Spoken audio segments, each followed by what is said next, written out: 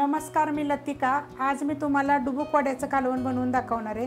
त्यासाठी बघा एक मोठ्या आकाराचा कांदा भाजून घेतलाय थोडंसं तेल टाकून। हे सुक्क खोबरं घेतले अर्ध्या वाटीला पण अर्धी वाटी चांगलं भाजून घेतलेलं। एक गड्डी लसूण आहे, 1 इंच आल्याचे तुकडे साल काढून घेतलेले आहेत। 3 हिरव्या मिरच्या आहेत बघा भाजून घेतलेल्या आहेत। थोडीशी कोथिंबीर घेतलेली आहे आणि गरम मसाल्यामध्ये बघा हे 1 चमचा बारीक धने आहे ती, 1 चमचा सफेद तीळ आहे ती आणि 1 चमचा जिरे आहे। हे सगळं छोट्या छोट्या चमच्याचा आकार आहे आणि हे सगळं मी भाजून घेतलेलं आहे। हे सगळं मी एकत्र मिक्सरला बारीक करून घेते। गोळे बनवण्यासाठी पीठ घेतले बघा, चण्याच्या डाळीचं पीठ 1 वाटी घेतलेलं आहे। त्याच्यामध्ये थोडीशी हळद, 1 चमचा जिरे धने पावडर आणि थोडासा ओवा हातावर चोळून टाकायचा, थोडीशी लाल मिरची पावडर आणि चवीनुसार मीठ। आता हे पहिलं मिक्स करून घेऊया आणि ह्याच्यात थोडंसं पाणी टाकून आपण भज्यासारखं कालवून घेऊया। असं बघा भज्याच्या पद्धतीने आपण हे करून घ्यायचं पीठ। कढई गरम करत ठेवली, त्यामध्ये आपण तेल टाकून घेऊया। 1 ते 1.5 चमचा तेल टाकायचं। तर 1 चमचा तेल टाकलेलं आहे, कडक गरम होऊन देऊया। तेल गरम झालेलं आहे, त्याच्यामध्ये अर्धा चमचा जिरे, 2 चिमूट हिंग पावडर आणि थोडासा कढीपत्ता चांगला तडतडून द्यायचा। त्याच्यामध्ये एक अर्धा कांदा बघा एकदम बारीक कापून घ्यायचा आणि कांदा चांगला आपण भाजून घेऊया। कांदा बघा असा भाजलेला आहे, ह्याच्यामध्ये थोडीशी हळद आणि आपण हा मिक्सरला बघा पूर्ण मसाला, गरम मसाला आणि तो सगळा एकत्र बारीक करून घेतलेला आहे। तर तो टाकून घ्यायचा आणि तो ह्याच्यामध्ये तेल सुटस्तोवर बघा आपल्याला चांगला परतून घ्यायचा।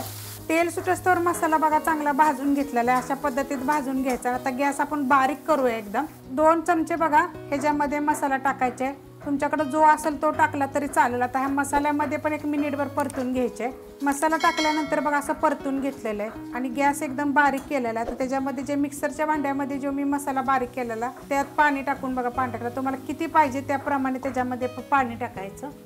4 ते 5 माणसाला पुरावा असं मी हे कालवण दाखवत आहे। आणि आता हे चांगलं आपण उकळून घेऊया। कालवण उकळलेलं आहे बघा, त्याच्यामध्ये चवीनुसार मीठ टाकायचं। आपण भज्यात बी मीठ टाकलेलं आहे त्यामुळे बघून टाकायचं। आता गॅस आपला हा मीडियम गॅस आहे, एकदम बारीक गॅस करायचा आणि चांगलं उकळून देऊया अजून एकदाला।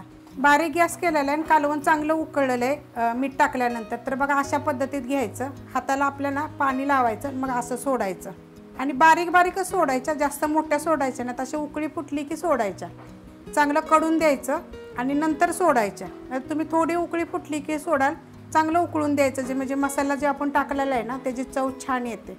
ह्याच्या अगोदर पण मी भज्याचं कालवण टाकलेलं आहे, गोळ्याचं कालवण टाकलेलं आहे, त्याची पण मी लिंक ह्या रेसिपी खाली देते। आणि आमच्या इथं ना जरा थोडंसं बिल्डिंगमध्ये काम चाललेलं आहे त्यामुळे बघा आवाज येतो खटखट खटखट खटखट असा। तर थोडंसं प्लीज सपोर्ट करा। आपल्याला जेवढा रस्सा पाहिजे त्याच्याप्रमाणे ह्या आपल्याला वड्या सोडायचे आहेत। बाजूला आता उकळून देतात, आता हलवायचं नाही लगेच, चांगलं उकळून देऊ द्या आणि मग हलवायचं। उकळल्यात बघा, उकळल्यानंतर बघा अशा वरती येतात आणि आपला गॅस ना एकदम बारीक केला होता। बारीक गॅसवर मी सगळं सोडलं होतं। तर बघा असं उकळल्यानंतर वर येतं, जेवढे तुम्हाला पाहिजे त्याप्रमाणे टाकायचे।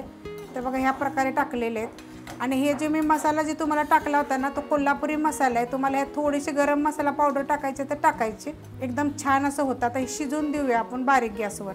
बारीक गॅसवर बघा ठेवलं होतं तर अशा पद्धतीने झालेलं आहे, किती मस्त झालं आहे बघा आणि चांगलं शिजलेलं पण आहे। हे कसं पातळच छान लागतं। तर अशा पद्धतीत बघा मी टाकलं त्या गोळ्या, किती भारी झाले बघा।